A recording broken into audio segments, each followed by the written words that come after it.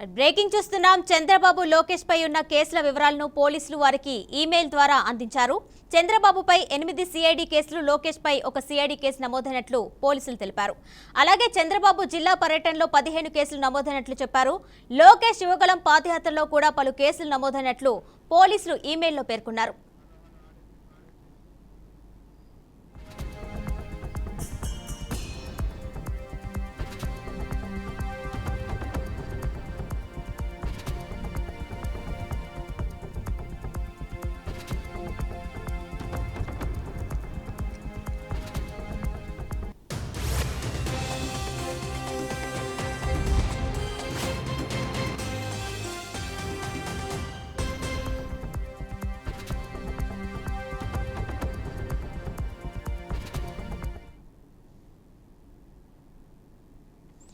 AP assembly ఎన్నికల నేపథ్యంలో అభ్యర్థులు తమపై ఉన్న నేరాల వివరాలను నామినేషన్ పత్రాల్లో పేర్కొనాల్సి ఉంది. అయితే తమపై నమోదైన కేసుల వివరాలు ఇవ్వడం లేదంటూ ఇటీవల చంద్రబాబు లోకేష్ హైకోర్టును ఆశ్రయించారు.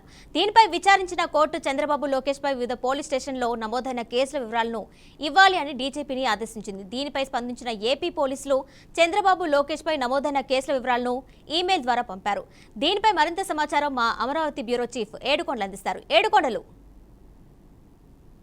కిరణ్మయి, ఇది ఏదైతే ఈ సార్వత్రిక ఎన్నికలకు సంబంధించి ఇప్పుడు ప్రస్తుతానికి జరుగుతున్నటువంటి ఎన్నికల నేపథ్యంలో అటు చంద్రబాబు నాయుడు లోకేష్ పైన ఉన్నటువంటి కేసుల వివరాలు ఇవ్వాలంటూ గతంలో డీజీపీకి ఒక లేఖ రాశారు. ఈ నేపథ్యంలోనే పోలీసు అధికారులు ఈమెయిల్ ద్వారా వారికి ఈ రోజు అయితే కేసుల వివరాలు తెలిపారు. అయితే దీనికి సంబంధించి చంద్రబాబు నాయుడు మీద 23 కేసులు, అలాగే లోకేష్ మీద 23 కేసులు ఉన్నట్లుగా కూడా తెలిపారు. అయితే ఏదైతే ఇటు ఏసీపీ సిఐడికి పెట్టినటువంటి కేసుల్లో 8 కేసులు చంద్రబాబు నాయుడు మీద, 1 కేసు నారా లోకేష్ మీద ఉంది. ముఖ్యంగా లోకేష్ యువకాలం పాదయాత్రలో ఏవైతే కేసులు పలు కేసులు అయితే నమోదయ్యాయి, వీటిలో ఎన్ని వివరాలన్నీ కూడా అటు ఇద్దరికి కూడా ఈమెయిల్ ద్వారా కొద్దిసేపటి క్రితమే వాళ్ళకి తెలియపరిచినటువంటి పరిస్థితి కనిపిస్తుంది. అయితే ఇప్పటికే అటు చంద్రబాబు నాయుడు కూడా తమ పార్టీ శ్రేణులందరినీ కూడా సమాయత్తం చేశారు. ఎవరైతే కేసులు ఉన్నాయనే దాని మీద రైట్ ఆఫ్ ఏదైతే ఆర్టీఐ ద్వారా ఈ యొక్క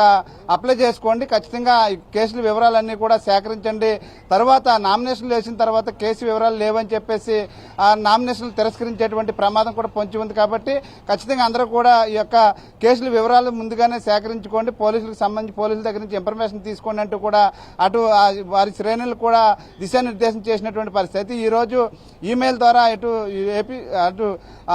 ఏపీ పోలీస్ శాఖ మాత్రం వీరిద్దరికి కూడా ఈమెయిల్ ద్వారా కేసుల వివరాలను అయితే తెలియపరిచింది. కిరణ్మయ్యి.